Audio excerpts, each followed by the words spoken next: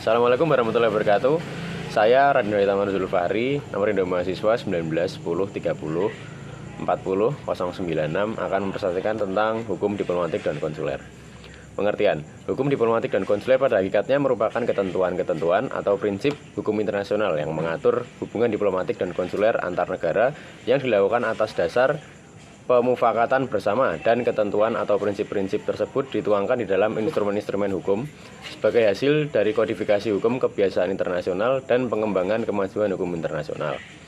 Diplomasi menggunakan segala kebijaksanaan dan kecendekiawan dalam melaksanakan dan memelihara hubungan-hubungan yang resmi antara pemerintah dan antara negara-negara yang merdeka. Adapun orang yang melakukan diplomasi disebut juga sebagai diplomat. Konsuler merupakan perwakilan negara yang biasanya ditempatkan pada suatu daerah, dalam wilayah negara penerima atau pada wilayah yang belum merdeka. Biasanya, untuk merintis pembukaan hubungan diplomatik antar negara didahului dengan pengiriman pejabat konsuler. Secara hukum diplomatik, dalam pergaulan masyarakat, negara sudah mengenal semacam misi-misi konsuler dan diplomatik dalam arti yang sangat umum, seperti dikenal pada sekarang pada abad 16 dan abad ke-17. Dan pengelolaan kepala perwakilan diplomatik telah ditetapkan dalam Kongres Wina tahun 1815 sebagai berikut. Yang pertama, duta-duta besar dan para utusan. Yang kedua, minister plenipotentiary dan envoy extraordinary. Yang ketiga, kuasa usaha. Lalu, setelah PBB didirikan pada tahun 1945, 2 tahun kemudian telah dibentuk Komisi Hukum Internasional. Setelah 30 tahun kemudian, komisi telah menangani 27 topik dan subtopik hukum internasional. 7 diantaranya adalah menyangkut hukum diplomatik, yaitu pertama, misi-misi khusus, yang kedua, pergaulan dan kekebalan konsuler, yang ketiga, pergaulan dan kekebalan diplomatik, yang keempat, hubungan antara negara dengan organisasi internasional, yang kelima, hubungan antara negara bagian dan organisasi internasional. Yang keenam, status kurir diplomatik dan kantong diplomatik yang diikutsertakan pada kurir diplomatik. Yang ketujuh, masalah perlindungan dan tidak diganggu gugatnya pejabat diplomatik dan orang lain yang memperoleh perlindungan khusus menurut hukum internasional. 5 aturan yang menjadi rujukan dalam melakukan hubungan diplomatik antar negara adalah sebagai berikut. Yang pertama, Konvensi Wina tahun 1961 mengenai hubungan diplomatik. Konvensi ini terdiri dari 53 pasal yang meliputi hampir semua aspek penting dari hubungan diplomatik secara permanen antara negara. Di samping itu, juga terdapat 2 protokol pilihan mengenai masalah kewarganegaraan dan keharusan untuk menyampaikan sengketa yang masing-masing terdiri dari 8 sampai 10 pasal. Konvensi Wina tahun 1961 itu beserta dengan 2 protokolnya telah diberlakukan sejak tanggal 24 April 1964 hingga 31 Desember tahun 1987.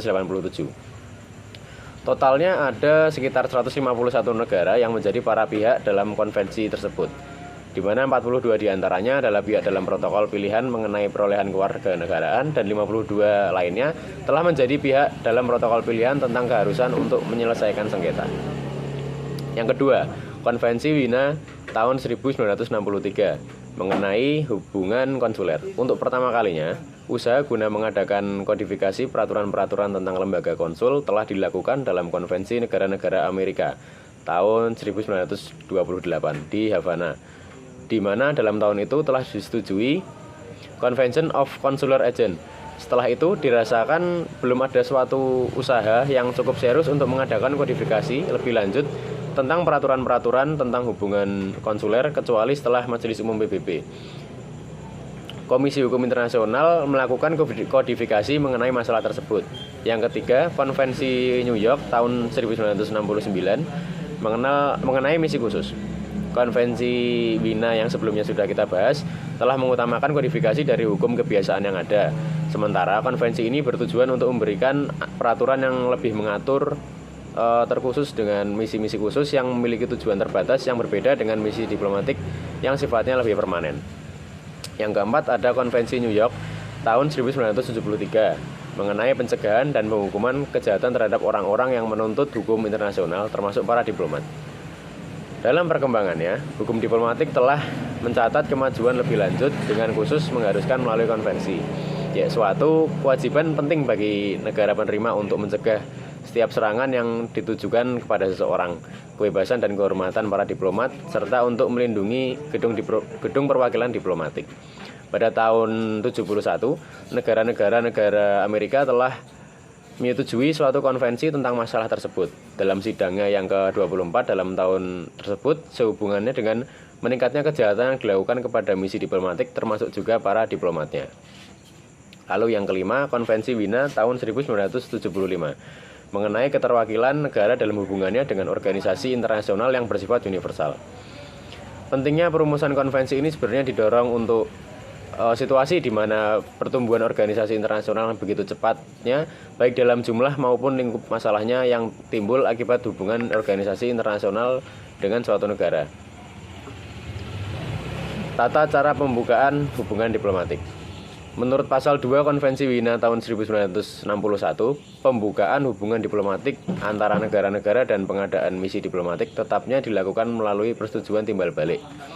Persetujuan timbal balik untuk membuka hubungan diplomatik ini dapat dilakukan dengan cara: pertama, membuat perjanjian pembukaan hubungan diplomatik; yang kedua, mendeklarasikan bersama. Hal ini dilakukan apabila antara kedua kepala negara bertemu baik dalam suatu kunjungan resmi di salah satu negara atau di sela-sela suatu pertemuan resmi di tempat lain.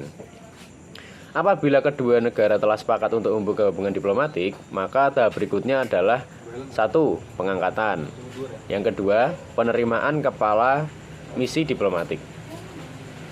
Setelah diplomat tiba di negara penerima, kepala misi akan menghubungi Menteri Luar Negeri untuk memohon audiensi dengan kepala negara. Tujuannya adalah untuk menyerahkan surat kepercayaannya. Biasanya upacara penyerahan surat kepercayaan ini dilakukan secara formal. Upacara penyerahan surat ini kepercayaan terdiri dari dua hal. 1. Pidato singkat dari wakil diplomatik. Yang kedua, pidato dari kepala negara setelah menerima surat kepercayaan. Tahap berikutnya, kepala misi diplomatik mengadakan kunjungan dan mengadakan pembicaraan dengan Menteri Luar Negeri, dengan pemimpin atau pejabat yang berpengaruh dalam pemerintahan negara penerima. Para rekan sejawat lainnya dari korps diplomatik yang biasanya masing-masing akan membalas kunjungan tersebut pada waktu yang akan datang. Setelah itu, kepala misi diplomatik akan melaksanakan tugas diplomat sesungguhnya. Lalu saya akan menyerangkan tentang tata cara pembukaan konsuler.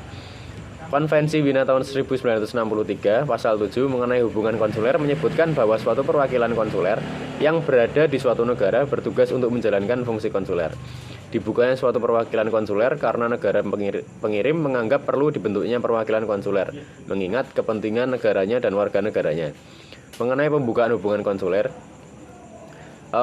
pada Konvensi Wina tahun 1963 pasal 2 menerangkan tentang beberapa poin. Poin pertama, pembukaan hubungan konsuler di antara dua negara terjadi dengan persetujuan timbal balik. Poin selanjutnya, persetujuan yang diberikan untuk pembukaan hubungan diplomatik di antara dua negara termasuk persetujuan untuk pembukaan hubungan konsuler. Yang terakhir, pemutusan hubungan diplomatik tidak dengan sendirinya mencakup pemutusan hubungan konsuler. Lalu saya akan menerangkan tentang klasifikasi diplomat. Yang pertama, klasifikasi menurut Konvensi Wina tahun 1961 sudah diterangkan pada pasal 14, mengatur tentang klarifikasi kepala misi diplomatik yang dibedakan menjadi 3 tingkatan. Lalu, yang kedua, ada klasifikasi menurut Kongres Wina tahun 1816. Klasifikasi pada tahun ini membahas tentang duta besar serta perwakilan tahta suci, lalu duta besar luar biasa dan berkuasa penuh, dan yang terakhir tentang kuasa usaha. Yang ketiga, klasifikasi menurut Kongres Aixella Capella tahun 1918. Klasifikasi kepala misi diplomatik menurut Kongres ini, yang pertama adalah ambasador, yang kedua envoys and minister plenipotentiary, yang ketiga minister residen, yang keempat charge d'affaires. Lalu klasifikasi konsuler. Mengenai klasifikasi kepala-kepala perwakilan konsuler ini, Konvensi Wina tahun 1963 mengatur pada pasal ke-9. Berdasarkan pasal tersebut, kepala perwakilan konsuler dibedakan menjadi 4. Yang pertama konsul, yang kedua konsul jenderal, yang ketiga agen konsul, dan yang keempat konsul muda. Hak-hak kekebalan dan keistimewaan diplomatik tercantum dalam konvensi ini, diantaranya yang 1, berkaitan dengan personal. Yang kedua, berkaitan dengan gedung kedutaan dan properti. Ketiga, berkaitan dengan tas diplomat. Akhir perutusan diplomatik dan konsuler. Pertama, diplomatik mulai berlakunya saat menyerahkan surat kepercayaan. Itu sudah diatur dalam Konvensi Wina tahun 1961. Lalu untuk mulai berlakunya konsuler, pemberitahuan yang layak kepada negara penerima itu dibahas pada Konvensi Wina tahun 1963. Berakhirnya diplomatik yang pertama sudah habis masa jabatan, yang kedua ditarik oleh pemerintahan negaranya, yang ketiga tidak disenangi dengan negara penerima, yang keempat negara penerima dan pengirim perang. Berakhirnya masa konsuler, yang pertama fungsi seorang pejabat konsuler telah berakhir, yang kedua penarian dari negaranya sendiri. Lalu selanjutnya pemberitahuan bahwa ia bukan lagi sebagai anggota staf konsuler. Hal tersebut sudah diterangkan pada pasal 23, 24, dan 25 pada Konvensi Wina tahun 1963. Sekian presentasi dari saya, apabila ada salah kata mohon maaf. Wassalamualaikum warahmatullahi wabarakatuh.